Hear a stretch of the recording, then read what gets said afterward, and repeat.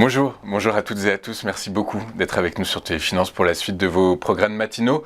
On retrouve tout de suite votre émission bimensuelle dédiée aux matières premières agricoles, la lettre de l'acheteur, le live, le mini-mag sur les matières premières agricoles en partenariat avec placedelabourse.fr. Et comme écoutez, chaque semaine que la lettre de l'acheteur vous est proposée, on débute ce rendez-vous avec notre revue de presse, des publications les plus pertinentes des 2 semaines, des 15 derniers jours écoulés. Ces articles, vous pouvez évidemment les retrouver sur le site de la lettre de l'acheteur, www.lalettre-de-l'acheteur.com. On commence avec le riz vietnamien, puisque les commandes de riz depuis la Chine, les États-Unis, l'Afrique ou la République de Corée repartent fortement à la hausse. Par ailleurs, les exportations de riz vers l'Union européenne devraient fortement augmenter cette année grâce à l'accord de libre-échange Vietnam-Union européenne.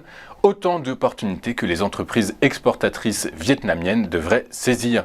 La plupart des pays se sont pleinement ouverts aux activités de libre-échange, augmentant leurs importations pour assurer la consommation ainsi que leurs réserves nationales. Les données du département américain de l'agriculture, l'USDA, montrent que d'ici mi-2022, le plus grand marché du monde sera la Chine, et notamment parce que la Chine stockera jusqu'à 60% de son riz. Par conséquent, 2022 devrait être une année de nombreuses opportunités pour les exportations de riz vietnamien. En France, FranceAgriMer a réduit mercredi ses prévisions pour les exportations françaises de blé tendre hors de l'Union européenne cette saison, et ce pour le 4e mois consécutif. En effet, dans ses prévisions mensuelles, les autorités françaises anticipent désormais pour la saison 2022 des flux sortants à hauteur de 8,9 millions de tonnes contre 9 millions de tonnes précédemment. Ceci étant, il convient de remarquer que le Bureau d'analyse et de prospective a revu à la hausse les estimations d'exportation vers l'Union européenne à hauteur de 7,8 millions de tonnes contre 7,7 précédemment. Les raisons invoquées pour justifier de cette baisse des prévisions sont liées aux tensions géopolitiques entre Paris et Alger, mais également à la concurrence non négligeable du blé tendre russe qui arrive sur le marché. La Colombie, premier producteur mondial de grains de café arabica, pourrait produire quelques 13,2 millions de sacs de 60 kg cette année, ce qui représenterait une augmentation de 5% de la production par rapport à la saison 2021, a déclaré mardi le ministre de l'Agriculture Rodolfo Cea.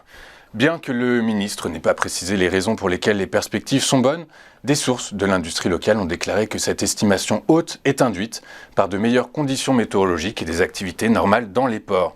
En effet, la saison 2022 a été marquée par des pluies torrentielles et de nombreuses grèves et manifestations dans les ports commerciaux du pays. Ces événements ont eu pour conséquence une baisse de la production de 9%. Pour rappel, la Colombie est le 3e plus grand producteur de café dans le monde derrière le Brésil et le Vietnam. Voilà pour cette sélection des meilleurs articles publiés cette semaine sur le site de la lettre de l'acheteur. On marque une courte pause et on revient juste après avec votre interview du jour. À tout de suite sur Téléfinance.